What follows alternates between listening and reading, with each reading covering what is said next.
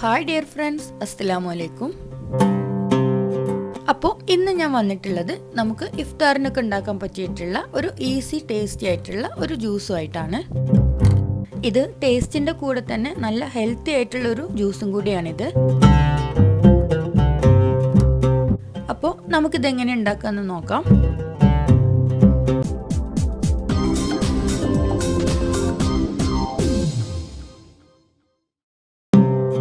അപ്പോൾ ഈ ഒരു ജ്യൂസിൻ്റെ മെയിൻ ഇൻഗ്രീഡിയൻ്റ് എന്ന് പറയുന്നത് ക്യാരറ്റാണ്.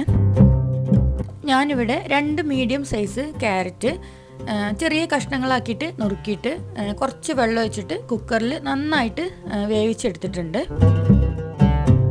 അപ്പോൾ ഇത് വെന്ത് കഴിയുമ്പോൾ കുക്കറിൽ അതിൻ്റെ കൂടെയുള്ള കുറച്ച് വെള്ളം കൂടിയും കൂട്ടിയിട്ടാണ് ഞാൻ ഈ ബൗളിലേക്ക് മാറ്റിയിട്ടുള്ളത്.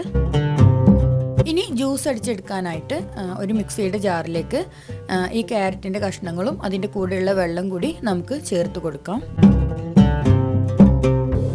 ഇനി അതിലേക്ക് 1 കപ്പ് തണുത്ത പാലാണ് ഒഴിച്ചു കൊടുക്കുന്നത്. ഇനി അടുത്തതായിട്ട് ഇതിലേക്ക് 1.5 ടീസ്പൂൺ ഏലക്ക പൊടിച്ചതും കൂടി ചേർക്കുന്നുണ്ട്.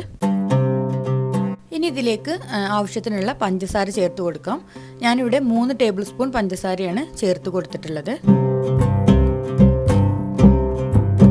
അപ്പോൾ ഇത്രയേ ഉള്ളൂ.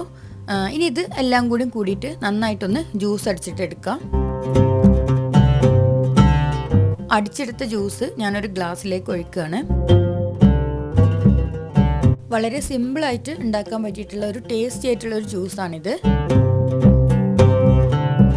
ഇതിൻ്റെ മുകളിൽ ചെറുതായിട്ട് നുറുക്കിയിട്ടുള്ള കുറച്ച് ബദാമും കൂടി ഞാൻ ഇട്ട് കൊടുക്കുന്നുണ്ട്.